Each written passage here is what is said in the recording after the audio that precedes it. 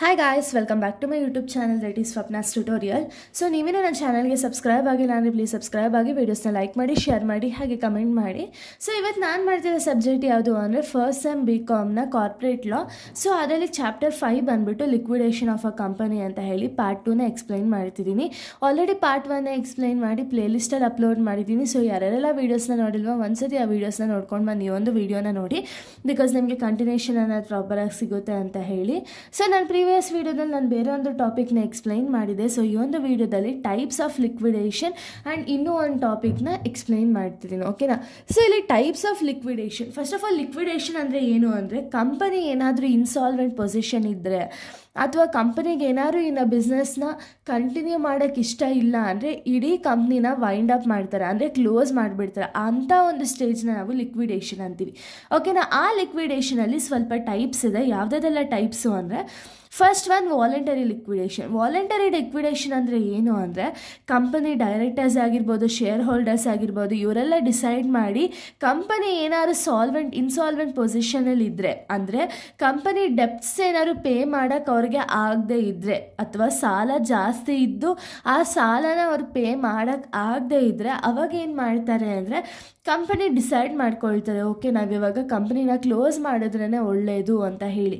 So ಈ ಒಂದು voluntary ಲಿಕ್ವಿಡೇಷನಲ್ಲಿ 2 types ಇದೆ. ಒಂದು ಮೆಂಬರ್ಸ್ ವಾಲಂಟರಿ ಲಿಕ್ವಿಡೇಷನ್, ಇನ್ನೊಂದು ಕ್ರೆಡಿಟರ್ಸ್ ವಾಲಂಟರಿ ಲಿಕ್ವಿಡೇಷನ್, ಆಯಿತಾ.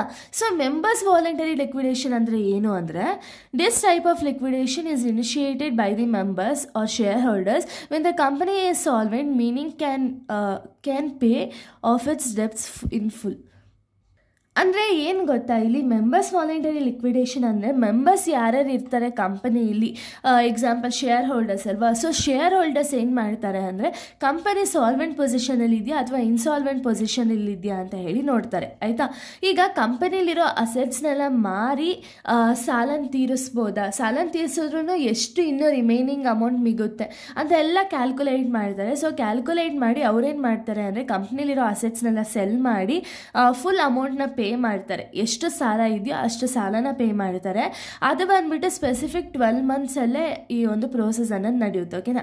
ಈ ಒಂದು ಸಾಲನೆಲ್ಲ ಕ್ಲಿಯರ್ ಮಾಡಿ ಕಂಪ್ನಿ ಎಷ್ಟು ಸಾಲ ತೊಗೊಂಡಿರುತ್ತೋ ಅಷ್ಟು ಸಾಲನ ಕ್ಲಿಯರ್ ಮಾಡಿ ಆಮೇಲೆ ಇನ್ನು ರಿಮೈನಿಂಗ್ ಅಮೌಂಟ್ ಏನು ಮಿಕ್ಕಿರುತ್ತೋ ಅದನ್ನು ಶೇರ್ ಹೋಲ್ಡರ್ಸ್ಗೆ ಡಿಸ್ಟ್ರಿಬ್ಯೂಟ್ ಮಾಡ್ತಾರೆ, ಓಕೆನಾ. ಪ್ರಿಫರೆನ್ಸ್ ಶೇರ್ ಹೋಲ್ಡರ್ಸ್ಗೆ ಪ್ರಿಫರ್ಡ್ ಅಂದರೆ ಫಿಕ್ಸ್ಡ್ ರೇಟಲ್ಲಿ ಡಿವಿಡೆಂಡ್ನ ಕೊಡ್ತಾರೆ. ಇನ್ನು ಈಕ್ವಿಟಿ ಶೇರ್ ಹೋಲ್ಡರ್ಸ್ಗೆ ಅವರು ಓನರ್ಸ್ ಆಫ್ ದ ಬಿಸ್ನೆಸ್ ಅಲ್ವಾ. ಸೊ ಇವ್ರಿಗೆ ಏನು ಪರ್ಸೆಂಟೇಜ್ ಅಂದರೆ ಇವ್ರಿಗೆ ಪರ್ಸೆಂಟೇಜ್ ಕೊಡಲ್ಲ ಯೂಶಲಿ, ಎಲ್ಲರಿಗೂ ಕೊಟ್ಟು ಇನ್ನು ರಿಮೈನಿಂಗ್ ಅಮೌಂಟ್ ಏನು ಮಿಗುತ್ತೆ ಅದರಲ್ಲಿ ಈಕ್ವಲ್ ಶೇರ್ ಆಗಿ ತೊಗೊಳ್ತಾರೆ, ಓಕೆನಾ. ಇದು ಮೆಂಬರ್ಸ್ ವಾಲಂಟರಿ ಲಿಕ್ವಿಡೇಷನ್. ಇನ್ನು ಕ್ರೆಡಿಟರ್ಸ್ ವಾಲಂಟರಿ ಲಿಕ್ವಿಡೇಷನ್ ಅಂದರೆ ಸೊ ಇಲ್ಲಿ ಮೆಂಬರ್ಸಲ್ಲಿ ಏನಾಗುತ್ತೆ ಅಂದರೆ ಕಂಪನಿ ಸಾಲ್ವೆಂಟ್ ಪೊಸಿಷನಲ್ಲೇ ಇರುತ್ತೆ, ಅಂದರೆ ಅವರು ಏನೇನೆಲ್ಲ ಸಾಲ ತೊಗೊಂಡಿರ್ತಾರೋ ಅಷ್ಟು ಸಾಲನ ಪೇ ಮಾಡೋ ಒಂದು ಕೇಪಬಿಲಿಟಿ ಇರುತ್ತೆ. ಬಟ್ ಕ್ರೆಡಿಟರ್ಸ್ ವಾಲಂಟರಿ ಲಿಕ್ವಿಡೇಷನಲ್ಲಿ ಏನಾಗುತ್ತೆ ಅಂದರೆ ಇಲ್ಲಿ ಕಂಪನಿಗೆ ಎಷ್ಟು ಪೇ ಮಾಡೋದಕ್ಕೆ ಅವ್ರಿಗೆ ಆಗಲ್ಲ, ಅಂದರೆ ಅವ್ರಿಗೆ ಅಷ್ಟು ಅಸೆಟ್ಸ್ ಆಗಿರ್ಬೋದು ಅಥವಾ ಅಷ್ಟು ಅಮೌಂಟ್ ಆಗಿರ್ಬೋದು ಅವ್ರ ಹತ್ರ ಇರಲ್ಲ, ಓಕೆನಾ. ಸೊ ಅದಕ್ಕೆ ಏನಾಗುತ್ತೆ ಅಂದರೆ ಕಂಪನಿಯಿಂದನೋ ಅಥವಾ ಗೌರ್ಮೆಂಟಿಂದನೋ ಲಿಕ್ವಿಡೇಟರ್ ಅನ್ನೋ ಒಬ್ಬ ಪರ್ಸನ್ ಅಪಾಯಿಂಟ್ ಮಾಡ್ತಾರೆ. ಸೊ ಈ ಒಬ್ಬ ಪರ್ಸನ್ ಏನು ಮಾಡ್ತಾರೆ ಅಂದರೆ ಕಂಪ್ನಿಲಿರೋ ಡೆಪ್ಟ್ಸ್ ಎಲ್ಲ ನೋಡಿಕೊಂಡು ಅಸೆಟ್ಸ್ನ ಸೆಲ್ ಮಾಡಿ ಅಲ್ಲಿಂದ ಏನು ಅಮೌಂಟ್ ಬರುತ್ತೋ ಆ ಅಮೌಂಟಿಂದ ಯಾರ್ಯಾರಿಗೆಲ್ಲ ಪೇ ಮಾಡಬೇಕಾಗಿತ್ತೋ ಸಾಲನ ಅವ್ರಿಗೆಲ್ಲ ಪೇ ಮಾಡಿಬಿಟ್ಟು ಇನ್ನು ರಿಮೈನಿಂಗ್ ಏನಾದರೂ ಉಳಿದಿದ್ರೆ ಆವಾಗ ಶೇರ್ ಹೋಲ್ಡರ್ಸ್ಗೆ ಕೊಡ್ತಾರೆ. ಬಿಕಾಸ್ ಈ ಒಂದು ಪೀರಿಯಡಲ್ಲಿ ಏನಾಗುತ್ತೆ ಅಂದರೆ ಏನು ಶೇರ್ ಹೋಲ್ಡರ್ಸ್ಗೆ ಏನು ಅಮೌಂಟ್ ಮಿಗಲ್ಲ, ಬಟ್ ಏನು ಅಂದರೆ ಅಸೆಟ್ಸ್ ಎಲ್ಲ ಸೆಲ್ ಮಾಡಿಬಿಟ್ಟು ಅಮೌಂಟ್ ಅನ್ನೋದನ್ನ ಪೇ ಮಾಡ್ತಾರೆ, ಓಕೆನಾ. ಇದು ವಾಲಂಟರಿ ಲಿಕ್ವಿಡೇಷನ್ ಪ್ರೋಸೆಸ್ಸು. ಇನ್ನು ನೆಕ್ಸ್ಟ್ ಕಂಪಲ್ಸರಿ ಲಿಕ್ವಿಡೇಷನ್ ಅಂತ ಹೇಳಿ ಒಂದು ಟಾಪಿಕ್ ಬರುತ್ತೆ.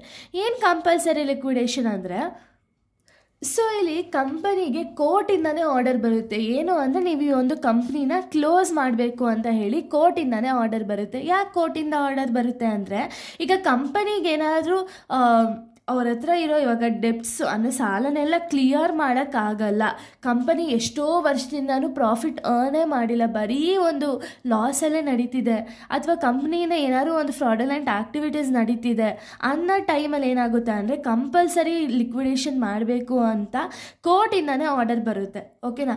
ಸೊ ಅವಾಗೇನು ಮಾಡಬೇಕು ಅಂದರೆ ಕಂಪನಿಯವರು ಲಿಕ್ವಿಡೇಷನ್ ಮಾಡಲೇಬೇಕು. ಸೊ ಈ ಲಿಕ್ವಿಡೇಷನ್ ಮಾಡಬೇಕಾದ್ರೆ ಈ ಲಿಕ್ವಿಡೇಷನ್ ಪ್ರೋಸೆಸ್ಗೆ ಯಾರು ಹೆಲ್ಪ್ ಮಾಡ್ತಾರೆ ಅಂದರೆ ಕಂಪನಿ ಕಡೆ ಕಡೆಯಿಂದನೋ ಅಥವಾ ಯೂಶಲಿ ಕೋರ್ಟಿಂದನೇ ಏನು ಮಾಡ್ತಾರೆ ಅಂದರೆ ಒಬ್ಬ ಲಿಕ್ವಿಡೇಟರ್ ಅನ್ನೋ ಪರ್ಸನ್ ಅಪಾಯಿಂಟ್ ಮಾಡ್ತಾರೆ. ಸೊ ಇವರು ಏನೇನೆಲ್ಲ ಡೆಪ್ಸ್ ಇವಾಗ ಸಾಲನ ಕ್ಲಿಯರ್ ಮಾಡೋದಕ್ಕೆ ಏನೇನೆಲ್ಲ ಅಸೆಟ್ಸ್ನ ಮಾರಿದ್ದಾರೆ ಅನ್ನೋ ಒಂದು ಕಂಪ್ಲೀಟ್ ಡೀಟೇಲ್ಸ್ನ ಒಂದು ಕೋರ್ಟ್ಗೆ ಸಬ್ಮಿಟ್ ಮಾಡಬೇಕಾಗುತ್ತೆ. ಯಾರಿಗೆ ಎಷ್ಟು ಕೊಟ್ಟು ಎಷ್ಟು ಏನು ಸಾಲ ಮಾಡಿದ್ದಾರೆ, ಏನೇನಕ್ಕೆಲ್ಲ ನಾವು ಅಮೌಂಟ್ನ ಖರ್ಚು ಮಾಡಿದ್ದೀವಿ ಅಂತ ಕಂಪ್ಲೀಟ್ ವಿವರಗಳನ್ನೆಲ್ಲ ಕೋರ್ಟಿಗೆ ಈ ಒಂದು ಲಿಕ್ವಿಡೇಟರ್ ಅನ್ನೋ ಪರ್ಸನ್ನು ಕೊಡಬೇಕಾಗುತ್ತೆ. ಓಕೆನಾ, ಇದು ಕಂಪಲ್ಸರಿ ಲಿಕ್ವಿಡೇಷನ್. ಇನ್ನು ನೆಕ್ಸ್ಟ್ ಒಂದು ಬಂದುಬಿಟ್ಟು voluntary winding up under supervision. ಅಂದರೆ ಇಲ್ಲೇನಾಗುತ್ತೆ ಅಂದರೆ ಕಂಪನಿ ತನಗಾಗಲ್ಲ, ಇವಾಗ ಅವ್ರಿಗೆ ಏನು ಪ್ರಾಫಿಟೇ ಆಗಿಲ್ಲ ಅಥವಾ ಅವರಿಗೆ ಈ ಬಿಸ್ನೆಸ್ನ ಕಂಟಿನ್ಯೂ ಮಾಡೋಕ್ಕೆ ಇಷ್ಟ ಇಲ್ಲ ಅಂದಾಗ ಅವ್ರೇನು ಮಾಡ್ತಾರೆ ಅಂದರೆ ವಾಲಂಟರಿ ವೈಂಡಿಂಗ್ ಅಪ್ ಪ್ರೋಸೆಸ್ನ ತಗೊಳ್ತಾರೆ. ಸೊ ಇದನ್ನು ಯಾರು ಸೂಪರ್ವಿಷನಲ್ಲಿ ಅಂದರೆ ಲಿಕ್ವಿಡೇಟರ್ ಅನ್ನೋ ಒಂದು ಪರ್ಸನ್ ಇರ್ತಾರಲ್ಲ, ಸೊ ಅವರ ಒಂದು ಸೂಪರ್ವಿಷನಲ್ಲಿ ಅವ್ರೇನು ಮಾಡ್ತಾರೆ ಅಂದರೆ ವಾಲಂಟರ್ ಆಗಿ ವೈಂಡಿಂಗ್ ಅಪ್ ಮಾಡ್ತಾರೆ, ಕಂಪನಿಯನ್ನು ಕ್ಲೋಸ್ ಮಾಡ್ತಾರೆ. ಓಕೆನಾ, next professional liquidation. So professional liquidation ಅಂದರೆ ಏನು ಅಂದರೆ, ಸೊ ಇಲ್ಲಿ ಕಂಪನಿಯವ್ರು ಏನು ಮಾಡ್ತಾರೆ ಅಂದರೆ ಪ್ರೊಫೆಷ್ನಲ್ ಲಿಕ್ವಿಡೇಷನ್ ಅನ್ನೋದನ್ನ ಕಂಡಕ್ಟ್ ಮಾಡ್ತಾರೆ ಅಥವಾ ಲಿಕ್ವಿಡೇಟರ್ನ ಅಪಾಯಿಂಟ್ ಮಾಡ್ತಾರೆ. ಯಾಕೆ ಅಂದರೆ ಇವಾಗ ಕಂಪ್ನಿಲಿರೋ ಅಸೆಟ್ಸ್ ಎಲ್ಲ ಯಾರೋ ಒಬ್ಬರು ಮಿಸ್ಯೂಸ್ ಮಾಡ್ಕೊಳ್ಳೋ ಚಾನ್ಸಸ್ ತುಂಬ ಇರ್ತಲ್ಲ, ಆ ಮಿಸ್ಯೂಸ್ ಮಾಡ್ಕೋಬಾರ್ದು ಅನ್ನೋ ರೀಸನ್ಗೆ ಇವ್ರನ್ನ ಅಪಾಯಿಂಟ್ ಮಾಡ್ತಾರೆ. ಓಕೆನಾ, ಇಷ್ಟು ಟೈಪ್ಸ್ ಆಫ್ ಲಿಕ್ವಿಡೇಷನ್ ಆಗಿದೆ. ಇನ್ನು ನೆಕ್ಸ್ಟ್ ಟಾಪಿಕ್ ನಾವು ನೋಡೋದಾದರೆ, ಸೊ ನೋಡಿ ಆವಾಗಲೇ ನಾನು ಟೈಪ್ಸ್ ಆಫ್ ಲಿಕ್ವಿಡೇಷನ್ ಬಗ್ಗೆ ಹೇಳಿದ್ದೆ ಅಥವಾ ಲಿಕ್ವಿಡೇಷನ್. ನೆಕ್ಸ್ಟ್ ಇವಾಗ ಪ್ರೋಸೆಸ್ ಆಫ್ ಲಿಕ್ವಿಡೇಷನ್. ಸೊ ಲಿಕ್ವಿಡೇಷನ್ನ ಯಾವ ರೀತಿ ಕಂಡಕ್ಟ್ ಮಾಡ್ತಾರೆ ಅಂದರೆ, ಫಸ್ಟ್ ಒನ್ ಏನು ಅಂದರೆ ಇನಿಷಿಯೇಷನ್ ಆಫ್ ಲಿಕ್ವಿಡೇಷನ್. ಸೊ ಇಲ್ಲಿ ಒಂದು ಸ್ಟೆಪ್ಪಲ್ಲಿ ಏನಾಗುತ್ತೆ ಅಂದರೆ ಕಂಪನಿ ನೋಡ್ತಾರೆ ಅಂದರೆ ಅವರು ಯಾರಿಂದ ಡಿಪೆಂಡ್ ಅಥವಾ ಏನಿಂದ ಡಿಸಿಷನ್ನ ತೊಗೊಂಡು ಲಿಕ್ವಿಡೇಷನ್ ಅನ್ನೋ ಪ್ರೋಸೆಸ್ನ ಕೈಗೊಂಡ್ರು ಅಂತ ಹೇಳಿ ನೋಡ್ತಾರೆ.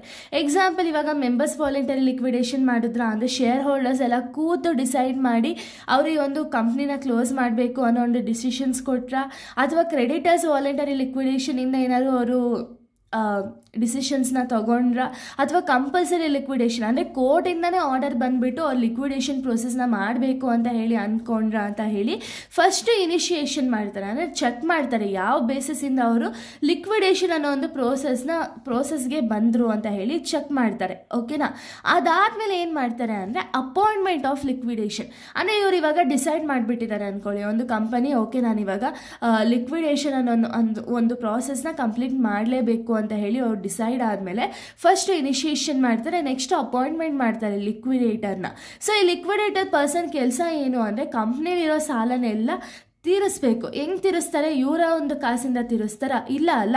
ಸೊ ಇವ್ರೇನು ಮಾಡ್ತಾರೆ ಅಂದರೆ ಡೆಪ್ಸ್ನ ತೀರಿಸ್ಬೇಕು ಅನ್ನೋ ರೀಸನ್ಗೆ ಅವ್ರೇನು ಮಾಡ್ತಾರೆ ಅಂದರೆ ಕಂಪ್ನಿಲಿರೋ ಅಸೆಟ್ಸ್ನೆಲ್ಲ ಸೆಲ್ ಮಾಡಿ ಅವರು ಅಲ್ಲಿರುವಂಥ ಅಸೆಟ್ಸ್ ಎಲ್ಲ ಸೆಲ್ ಮಾಡಿದ್ಮೇಲೆ ಏನು ಅಮೌಂಟ್ ಬರುತ್ತೋ ಈ ಅಮೌಂಟ್ನ ಅವರಿಗೆ ಎಲ್ಲೆಲ್ಲೆಲ್ಲ ಸಾಲ ಇದೆಯೋ ಅಥವಾ ಎಲ್ಲೆಲ್ಲೆಲ್ಲ ಡೆಪ್ಸ್ ಇದೆಯೋ ಅವ್ರಿಗೆಲ್ಲ ಕೊಟ್ಟು ಇನ್ನು ರಿಮೈನಿಂಗ್ ಅಮೌಂಟ್ನ ಶೇರ್ ಹೋಲ್ಡರ್ಸ್ಗೆ ಡಿವೈಡ್ ಮಾಡ್ತಾರೆ. ಓಕೆನಾ, ನೋಡಿ ಫಸ್ಟ್ ಅಸೆಟ್ಸ್ ಎಷ್ಟಿದೆ ಅಂತ ಹೇಳಿ ಕಲೆಕ್ಟ್ ಮಾಡ್ತಾರೆ ಆ್ಯಂಡ್ ಎಷ್ಟು ಅಮೌಂಟ್ನ ಕೊಡಬೇಕು ಅಂತ ಹೇಳಿ ಅನಲೈಸ್ ಮಾಡ್ತಾರೆ. ಸೊ ಇವರು ಅಪಾಯಿಂಟ್ಮೆಂಟ್ ಆಫ್ ಲಿಕ್ವಿಡೇಟರ್. ಓಕೆನಾ, ಸೊ ಲಿಕ್ವಿಡೇಟರ್ನ ಅಪಾಯಿಂಟ್ ಮಾಡೋದ್ರಿಂದ ಎಲ್ಲೆಲ್ಲೆಲ್ಲ ಎಷ್ಟೆಷ್ಟು ಅಸೆಟ್ಸ್ ಇದೆ ಅಂತ ಹೇಳಿ ಅವ್ರು ಚೆಕ್ ಮಾಡಿ ಎಷ್ಟು ಪೇ ಮಾಡಬೇಕು ಅಂತ ಹೇಳಿ ನೋಡ್ಕೊಳ್ತಾರೆ. ಸೊ ಅದಕ್ಕೆ ಲಿಕ್ವಿಡೇಟರ್ನ ಅಪಾಯಿಂಟ್ ಮಾಡ್ತಾರೆ.